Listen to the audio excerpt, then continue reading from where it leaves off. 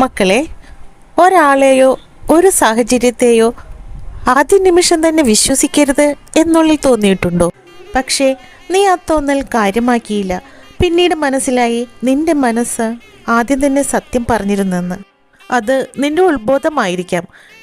ചില സത്യങ്ങൾ ലോകം പറയുന്നതിന് മുമ്പ് നമ്മുടെ ഉള്ളിലെ ശബ്ദം പറഞ്ഞു തരും. ആ ശബ്ദം ഒരിക്കലും ഉറക്കെ സംസാരിക്കില്ല. ഒരു ചെറിയ അസ്വസ്ഥത പോലെ, കാരണം പറയാൻ പറ്റാത്തൊരു ഫീലിംഗ് പോലെയായിരിക്കും അത്. ഭയം നിന്നെ പാനിക്കാക്കും, പക്ഷേ ഉത്ബോധം ശാന്തമായി മുന്നറിയിപ്പ് നൽകും. എല്ലാം പെർഫെക്റ്റായി തോന്നുമ്പോഴും ഉള്ളിലെന്തോ തെറ്റുണ്ട് എന്ന് തോന്നുന്നുണ്ടെങ്കിൽ ആ തോന്നലിനെ ഒരിക്കലും ചെറുതാക്കി കാണരുത്. പലപ്പോഴും നമ്മുടെ കണ്ണുകൾ കാണുന്നതിന് മുൻപ് തന്നെ മനസ്സ് സത്യം തിരിച്ചറിയും.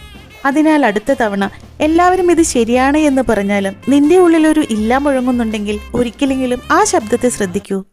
നിന്റെ ഉൾബോധം കേട്ട് മുന്നോട്ട് പോകാൻ പഠിക്കൂ. കാരണം അത് ഒരിക്കലും നിന്നെ തെറ്റായ വഴിയിലേക്ക് നയിക്കില്ല. ഉൾബോധം കൂടുതൽ വ്യക്തമായി കേൾക്കണമെങ്കിൽ ചില സമയങ്ങളിൽ നിശബ്ദതയെ തിരഞ്ഞെടുക്കണം. അതിനാൽ ഒറ്റയ്ക്ക് കുറച്ച് സമയം ചിലവഴിക്കൂ. മനസ്സ് ശാന്തമാകുന്ന നിമിഷങ്ങളെ ശ്രദ്ധിക്കൂ. കാരണം ശാന്തമായ മനസ്സിലാണ് ഉൾബോധം ഏറ്റവും വ്യക്തമായി സംസാരിക്കുന്നത്.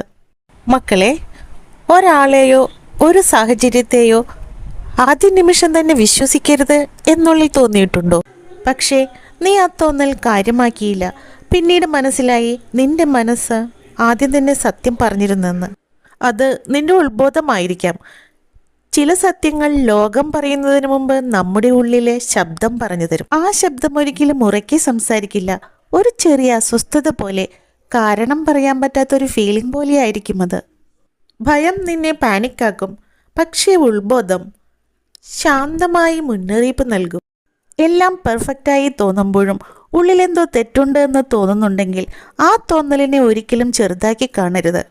പലപ്പോഴും നമ്മുടെ കണ്ണുകൾ കാണുന്നതിന് മുൻപ് തന്നെ മനസ്സ് സത്യം തിരിച്ചറിയും.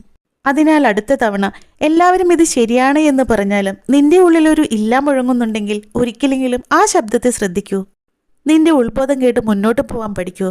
കാരണം അത് ഒരിക്കലും നിന്നെ തെറ്റായ വഴിയിലേക്ക് നയിക്കില്ല. ഉൾബോധം കൂടുതൽ വ്യക്തമായി കേൾക്കണമെങ്കിൽ ചില സമയങ്ങളിൽ നിശബ്ദതയെ തിരഞ്ഞെടുക്കണം.